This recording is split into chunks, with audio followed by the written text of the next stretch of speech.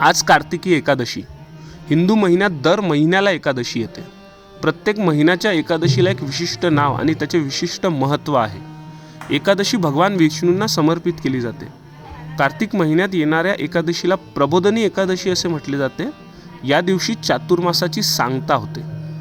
एकादशीचे स्मार्त आणि भागवत असे दोन भाग आहेत. एकाच पक्षात अशा प्रकारचे दोन भेद येतात. त्यावेळी पहिल्या दिवशी स्मार्त आणि दुसऱ्या दिवशी भागवत एकादशी लिहिलेली असते. यंदा 14 नोव्हेंबर म्हणजे रविवारी म्हणजे काल प्रबोधिनी एकादशी होती, तर आज 15 नोव्हेंबर म्हणजे सोमवारी भागवत एकादशी आहे.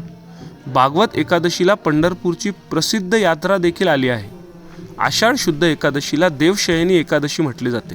म्हणजे या दिवसापासून देव झोपी जातात आणि 4 महिन्यांनी म्हणजे कार्तिक शुद्ध एकादशीला देव झोपेतनं जागे होतात असा समज आहे. त्यामुळे या एकादशीला प्रबोधिनी एकादशी आणि देव उठणी एकादशी असेही म्हटले जाते.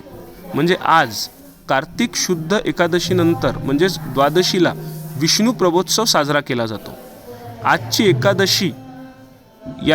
एकादशीला पंढरपूरच्या वारीचेही खूप महत्त्व आहे.